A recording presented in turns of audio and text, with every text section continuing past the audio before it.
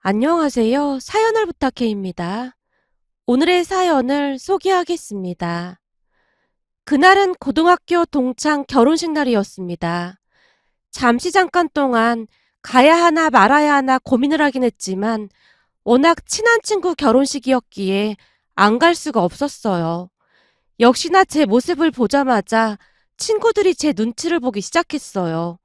그런 친구들을 비집고 절친인 가은이가 제게 상황을 보고하듯 말했어요.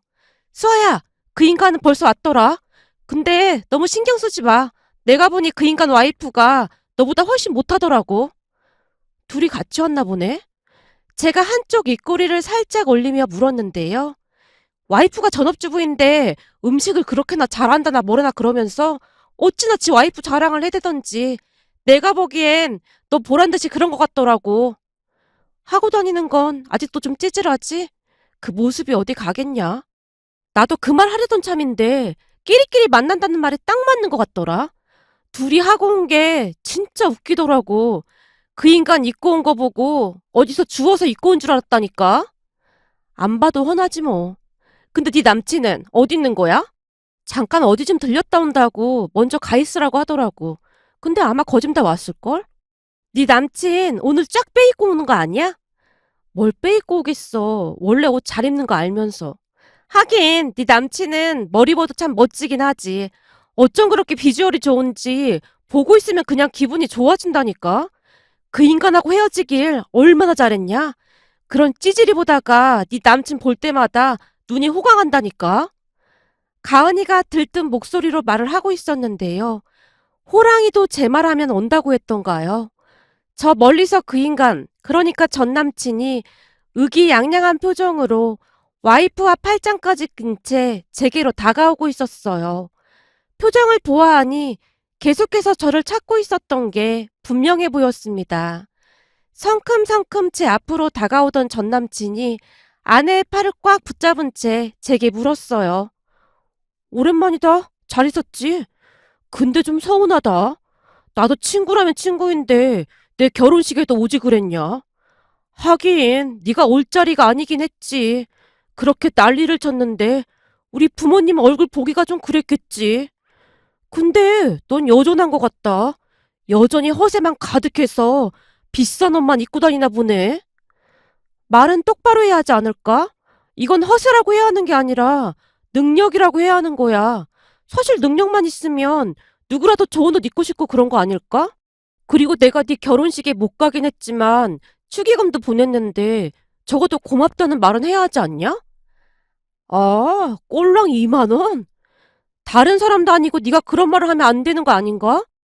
그게 네 결혼식 축의금 기준이잖아. 참석해서 밥을 먹으면 4만 원, 참석 못하면 2만 원. 너 항상 그랬잖아. 근데 네 입장에서 꼴랑이란 말이 나오니까 엄청 웃기다. 그리고 내가 이런 말까지는 안 하려고 했는데 너 말이야. 친구들 결혼식장 가서 4만 원 내고 밥 먹는 거 그거 진짜 양심 없는 짓이야. 요즘 호텔 밥값이 얼마인데 축의금으로 꼴랑 4만 원을 낼 수가 있냐? 혹시 둘이 같이 왔는데 오늘도 4만 원만 낸 건 아니겠지? 제가 전 남친 마음을 꿰뚫어 본 채 말을 하고 있었는데요. 그 순간 전 남친 아내가 제게 쏘아붙이듯 말했어요. 역시나 듣던 거랑 똑같은 것 같네요. 똑같다니요? 저에 대해서 뭐라고 들었는데요? 아니, 사치심하고 그렇다고 들었거든요.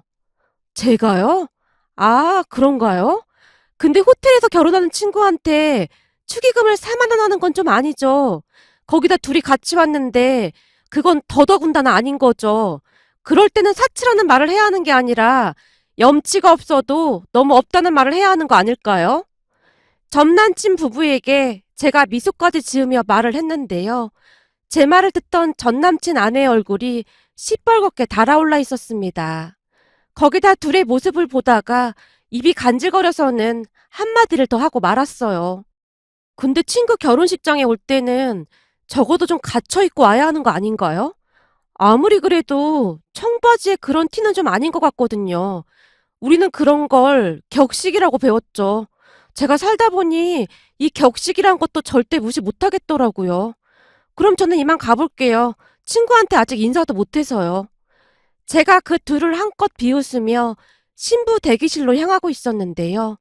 옆에 서 있던 가은이가 웃음을 간신히 참고는 따라오고 있었어요. 너 완전 작정하고 온 것 같다. 완전 사이다였어. 아주 잘했어. 아니, 나는 그냥 조용히 있다 가려고 했는데 먼저 와서 시비를 걸잖아. 오늘 보니 지랑 똑같은 사람이랑 결혼했네. 내가 그랬잖아. 완전 똑같다고. 진짜 어쩜 저렇게 똑같을 수가 있냐? 가은이와 제가 간신히 웃음을 참으며 걸어가고 있었는데요.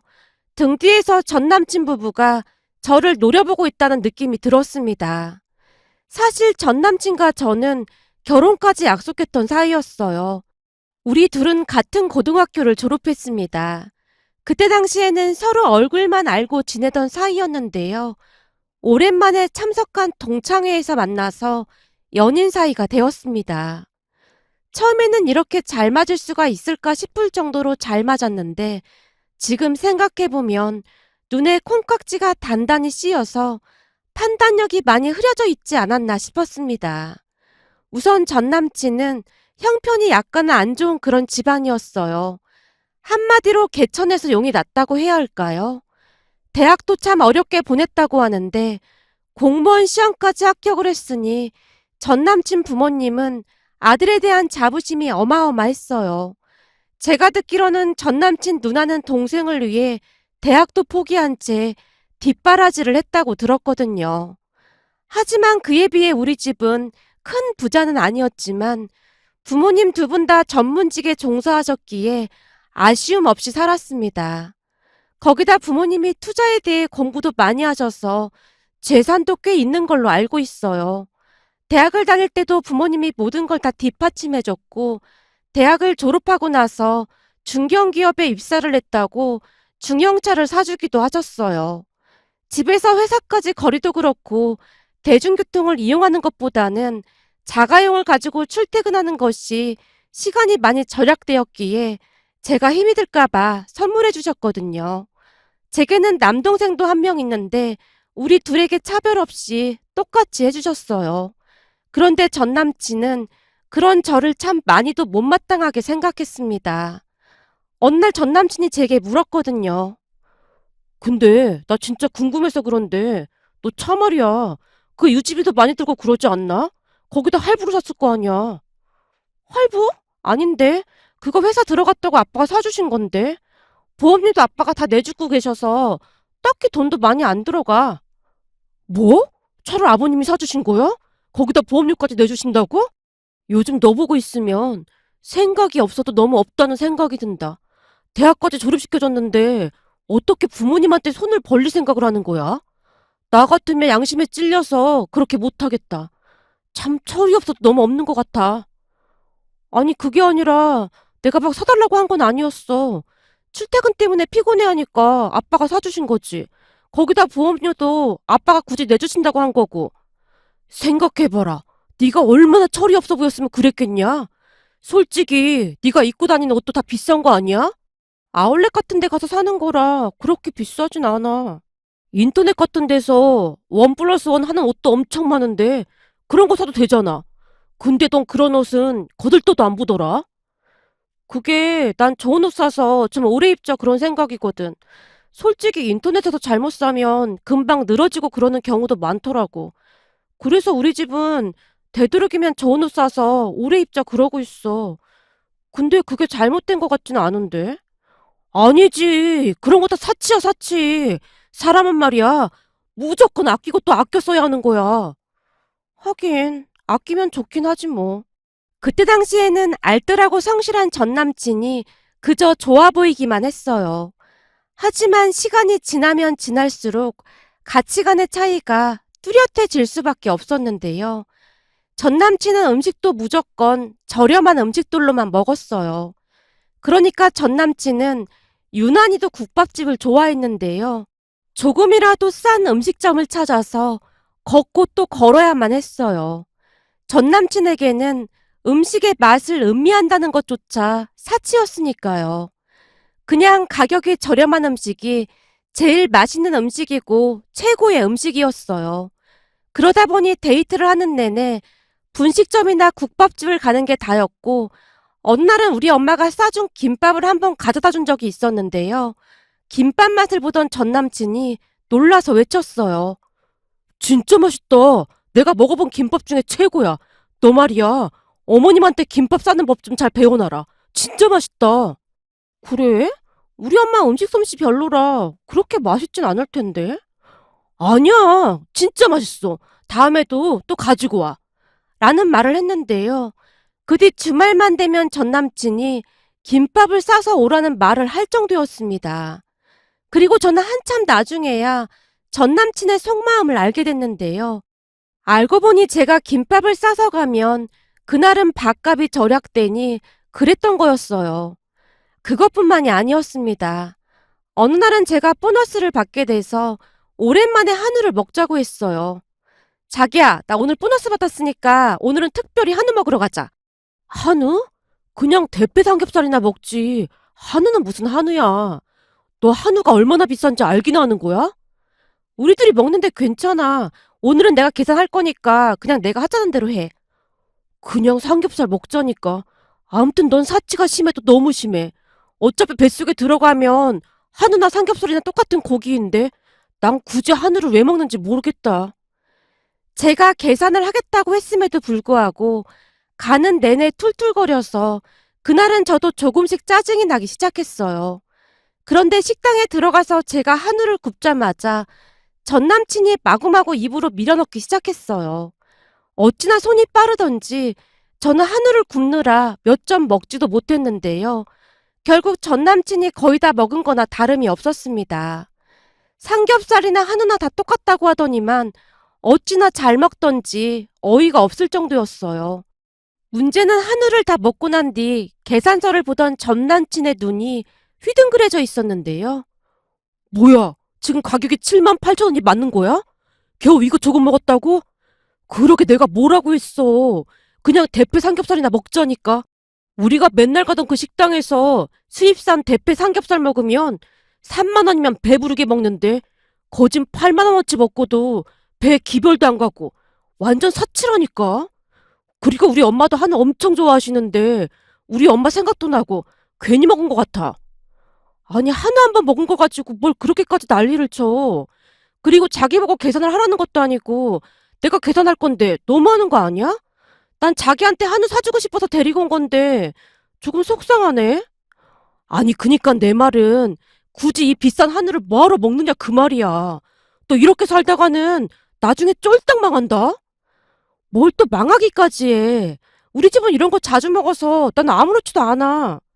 그니까 니네 집이 문제라는 거야. 가만 보면 니네 가족들은 몸에 사치가 그냥 배어있는 것 같아. 사람이 항상 절약하고 살아야지. 나중에 어떻게 하려고 그러는 건지 모르겠다. 전 남친이 혀까지 차고 있었어요. 아마도 그때부터 조금씩 정이 떨어지기 시작했던 것 같습니다. 한우 한 번 먹었다고 우리 가족을 싸잡아서 비난하는 모습에 정이 떨어졌거든요. 결국 그날 전 남친과 대판 싸우고 집으로 돌아갔는데요. 다음날 전 남친이 제게 싹싹 비는 모습에 마음이 약해진 채 다시 만나게 되었어요. 지금 돌이켜보면 그때 깔끔하게 헤어지지 못한 것이 참 많이도 후회가 된답니다. 그 뒤에도 전 남친은 많이 변하지 않았지만 조금씩 제 눈치를 보기 시작했기에 저도 이해하려고 노력했어요. 그러다가 전 남친 부모님께 인사를 하러 가게 되었습니다. 전 남친에게 듣던 대로 전 남친 본가는 사는 게 많이 어려워 보였지만 그런 건 큰 문제가 될 게 아니었기에 신경 쓰지 않으려고 노력했어요.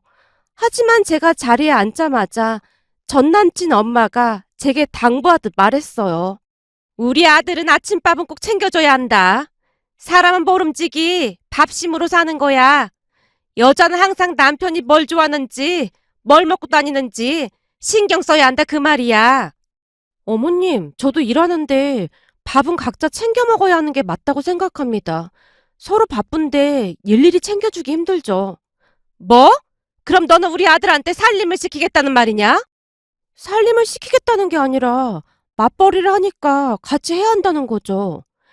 역시 내 생각이 틀리지 않았구나. 전 남친 엄마가 저를 있는 대로 노려보다가는 다시 입을 열었어요. 우리 아들한테 듣자 하니 네가 그렇게 사치가 심하다면서? 사실 네가 사치가 심하다고 해서 영 탐탁지 않았지만 우리 아들이 좋다고 하니까 내가 한번 데리고 와보라고 했는데 역시나 딱 봐도 사치도 심해 보이고 영 별로구나. 근데 니네 집은 맨날 좋은 것만 먹고 산다면서 시댁에 인사를 오는데 꼴랑 저 빵 쪼가리나 사온 거냐? 마음에 드는 구석이 하나도 없네. 전 남친 엄마가 케이크를 보며 말하고 있었는데요. 사실 전 남친도 우리 집에 인사 올 때 케이크 하나 딸랑 들고 왔기에 괜시레 다른 걸 사가지고 가면 사치가 심하다는 말을 들을까 싶어 저도 똑같이 한 거였어요. 그 부분에 대해 전 남친 엄마에게 제가 설명을 했지만 그건 남자니까 그런 거고 넌 여자인데 시댁에 인사 올 때 이딴 걸 사오는 사람이 어딨어. 너도 알다시피 우리 아들이 공무원 시험까지 합격한 인재인데 우리가 이런 대접이나 받아야겠니? 난 우리 아들이 공무원 며느리감 데리고 올 줄 알았더니만 어디서 듣도 보도 못한 회사 다니는 여자를 데리고 온 것도 속상해 죽겠구만. 우리한테 이런 대접을 할 수가 있어. 이래서 옛날부터 가정교육이 중요하다고 한 거야. 그거는 도리에 맞지 않는 말씀인 것 같습니다. 그리고 뭔가 착각하고 계신 모양인데요. 어머님 아드님이 공무원이긴 하지만 구급 공무원 월급이 얼마인지 알고는 계신 거죠? 월급도 제가 훨씬 많이 받고 있는데 저야말로 왜 이런 대접을 받아야 하는 거죠? 어머님 말씀처럼 저는 이 집하고 인연이 아닌가 봅니다. 그냥 공무원 며느리랑 결혼시키시죠. 라며 제가 자리에서 일어났는데요. 전 남친뿐만 아니라 가족들 모두가 놀란 채 어쩔 줄을 몰라 하고 있었어요. 너 지금 버릇없이 뭐 하는 짓이야? 당장 우리 엄마한테 사과해. 내가 왜 사과를 해야 하는 건데? 나 그냥 가볼게. 그동안 너도 참 구질구질해서 힘들었는데 오늘 여기 와서 보니 내 인생이 구질구질해질 것 같아서 그냥 가봐야겠다. 너 이대로 가면 나랑 결혼은 끝나는 거니까 그렇게 알고 있어. 너야말로 지금 상황 파악이 안 되는 모양인데 방금 네가 나한테 차인 거야. 너랑 살면 평생 한우 한 번 못 먹어보고 구질구질하게 살 것 같아서 내가 너 찬 거라고. 너 말 다 했어? 아니, 말 다 못했는데. 내가 지금 할 말이 너무 많은데 기가 막혀서 더 이상 말이 안 나온다. 암튼 너랑은 끝이니까 다시는 연락하지 마. 평생토록 그렇게 구질구질하게 아껴서 잘 살길 바랄게. 제가 다시 한번 악담을 퍼붓고는 그 집을 나와버렸습니다. 남친 엄마가 가정교육이라는 말만 꺼내지 않았어도 제가 그렇게까지 화를 내지는 않았을 텐데요. 우리 부모님을 욕하는 것 같은 모습에 저도 이성을 잃고 말았거든요. 그렇게 전 남친과 저는 헤어지게 되었습니다. 그 뒤 저는 한 1년쯤이 지나 아빠가 소개해준 사람과 만나서 결혼을 앞두고 있었어요. 지금 남자친구는 우리 집안과 형편이 비슷한 사람으로 둘이 비슷한 부분이 많아서 만나면 편할 수밖에 없었거든요. 거기다 전 남친을 만날 때는 맨날 싸구려 음식점만 찾아다니느라 입에도 맞지 않는 음식들만 먹고 다녔는데 지금 남친과 저는 음식 먹는 것도 정말 잘 맞았습니다. 저와 헤어지고 얼마 뒤 전 남친이 결혼한다는 소식이 들려왔는데요. 들리는 소문으로는 전 남친한테 밥을 챙겨줘야 해서 여자가 회사를 그만두고 결혼을 한다는 소문이 들리더라고요. 하지만 친구들이 수근거리기로는 전 남친이 공무원 여자를 만나려고 노력했지만 그게 잘 되지 않아서 작은 회사를 다니는 여자와 결혼을 하게 되었다는데요. 듣도 보도 못한 작은 회사에 다니는 아내가 창피했던 전 남친이 밥을 핑계로 회사를 그만두게 했다는 소문이 파다했어요. 그 말을 듣고는 구급 공무원 월급이 얼마 많지도 않은데 진짜 지지르도 궁상으로 살겠구나 싶었습니다. 나중에 출산까지 하게 되면 진짜 지지리 궁상이 되겠구나 싶은 생각에 소름이 끼칠 정도였으니까요. 그리고 그날 전 남친을 친구 결혼식장에서 다시 만나게 됐던 겁니다. 그날 딱 보니 제 예상대로 지지리 궁상으로 살고 있는 게 분명해 보였는데요. 둘 다 입고 있는 옷도 그렇고 진짜 심각해 보일 정도였거든요. 그런 모습에 전 남친이 진짜 아무 생각이 없다는 생각마저 들었는데요. 대부분은 전 여친에게 꿀리고 싶지 않아서 더욱 챙겨 입고 가고 그러지 않나요? 그런데 그런 구질구질한 모습으로 거기다 축의금도 둘이서 4만 원만 한 모습이 진짜 대단하다는 생각만 들었습니다. 문제는 그 뒤 더 기가 막힌 일이 일어났는데요. 전 남친이 자꾸만 제 곁을 맴돌면서 제 심기를 건드리기 위해 노력했거든요. 너도 남친 생겼다며 왜 혼자 왔어?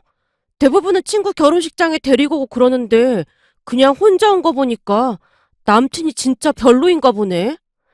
걱정하지 마. 너처럼 구질구질한 사람은 아니니까. 내 남친은 잘 나가는 회사 사장이거든. 그래서 처리해야 할 일이 있어서 우선 나만 먼저 온 건데 조금 있으면 올 거야. 근데 너처럼 그렇게 입고 다니는 사람은 아니니까 걱정하지 마. 뭐? 넌 왜 자꾸 나한테 구질구질하다고 하는 거야? 전 남친이 버럭한 채 소리까지 지르고 있었기에 주변 사람들이 우리를 보고 웅성거리고 있었는데요. 그 순간 뒤쪽에서 누군가 저를 불렀어요. 수아야. 왔어? 일찍 왔네. 제가 반갑게 남친에게 인사를 하고 있었는데요. 제게로 다가오는 남친을 보던 전 남친이 비웃듯 말했어요. 역시나 지랑 똑같은 사람이랑 사귀고 있었네. 딱 보니 허세충이네, 허세충이야. 허세충이라니. 그건 돈 없는 사람이 돈 있는 척 하는 걸 허세충이라고 하는 거 아닌가? 근데 내 남친은 강남에 자가도 있는 능력자거든. 듣자 하니까 넌 전세도 구하기 힘들어서 경기도 외곽 주택을 월세로 들어갔다면서? 그런 네가 내 남친처럼 하고 다니면 허세충이 되겠지만 내 남친은 가진 게 많은 사람이라 그냥 가진 자의 여유라고 하는 게 맞지 않을까? 내가 보니 말이야, 너야말로 딱 허세충이더라고. 뭐? 내가 왜 허세충이야? 그렇잖아. 집불 가진 건 하나도 없으면서 맨날 잘난 척은 오지게 하잖아? 그냥 겸손하기라도 했으면 반은 갔을 텐데 넌 진짜 허세충 증증 환자야. 암튼 맨날 싸구려 국밥이나 먹으면서 돈 많이 모아서 꼭 집도 사고 그렇게 살길 바랄게. 그니까 괜히 다른 사람들 비난하지 말고 너나 정신 차리고 잘 살아. 라며 제가 전 남친에게 일침을 가한 뒤 남친의 손을 잡고 예식장 홀로 들어갔는데요. 홀에 있는 내내 전 남친이 저를 노려보고 있더라고요. 그렇게 잠시 후 결혼식이 끝나고 다들 집으로 돌아가기 위해 나왔는데요. 그때까지도 전 남친이 멀찌감치 떨어진 채 저를 노려보고 있었어요.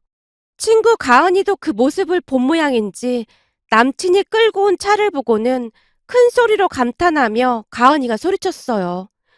야, 이 차 엄청 비싼 차 아니야? 역시 잘 나가는 사람들은 뭐가 달라도 다르구나. 직장인들이 평생 벌어도 이런 차 타보기 힘든데 진짜 부럽다. 수아야, 네 남친은 완전 벤츠다, 벤츠야. 라는 말까지 했거든요. 그 모습을 지켜보던 전 남친이 부들부들 떨고 있는 듯해 보였는데요. 멀리서 힐끔힐끔 바라보니 결국 사달이 난 것인지 둘이서 싸우고 있더라고요. 그러게 그냥 모른 척하고 지나갔으면 저도 그렇게까지는 안 했을 텐데 굳이 조용해 있는 저를 왜 건드리는 것인지 모르겠다는 생각마저 들었습니다. 그 뒤 친구들에게 들은 소문으로는 전 남친이 친구들에게 아내 뒷담화를 하며 이혼을 한다 만다 그러고 있다는데요. 친구들에게 들은 이야기를 그대로 옮겨 적어 보겠습니다. 들어보니 공무원 월급 뻔해서 매달 월세부터 생활비까지 사는 게 빠듯하다는데 전 남친 아내가 절대 일을 안 하겠다고 했다네요. 그리고 전 남친 엄마가 며느리를 그렇게 못 살게 군다고 하는데요. 어느 날은 전 남친 엄마가 집까지 쫓아가서는 며느리와 대판하기까지 했다네요. 하지만 전 남친 아내가 오히려 큰 소리까지 쳤답니다. 결혼 전에 어머님이 아침밥을 꼭 차려주라고 했잖아요. 그래서 꼬박꼬박 밥 차려주고 있는데 왜 그러시는 거예요? 내가 듣자 하니 맨날 김치 쪼가리에 계란 후라이 하나 해준다고 하던데 그게 밥을 차려주는 거냐? 넌 양심이라는 것도 없냐? 어머님, 말은 바로 하셔야죠.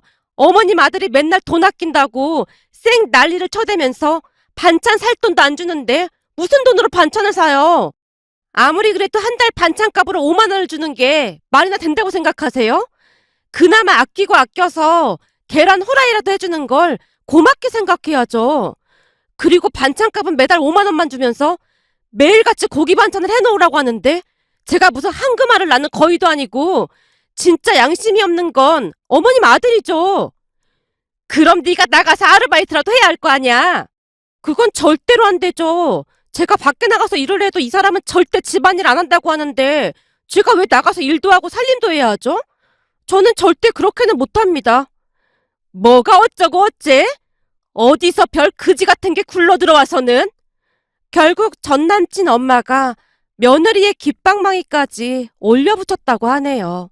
그 바람에 전 남친 아내 친정 가족들이 전 남친 본가로 쫓아가서 다 뒤집어 엎어 버렸고 말이죠.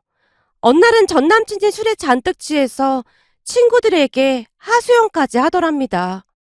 그때 그냥 수학 꼬셔서 결혼할 거 그랬어. 그래도 걔네 집은 잘 살기라도 했는데 지금 무지 후회된다. 전 남친의 말에 친구들이 다시는 연락하지 말라고까지 했다는데요. 그도 그럴 수밖에 없었던 것이 친구들 모임을 하게 되더라도 맨날 얻어먹기만 하고 얄밉게 구는 전 남친을 누가 이해해 주겠어요. 더군다나 축의금으로 4만 원을 내는 전 남친에게 다들 혀를 내두르고 있던 와중에 그랬으니 다들 연락을 끊었다고 하네요. 친구들 말을 듣는데 그때 제가 똑부러지게 헤어지길 잘했다는 생각마저 들었습니다. 만약 결혼을 했더라면 지금쯤 제가 전 남친 아내처럼 살고 있었을 테니까요.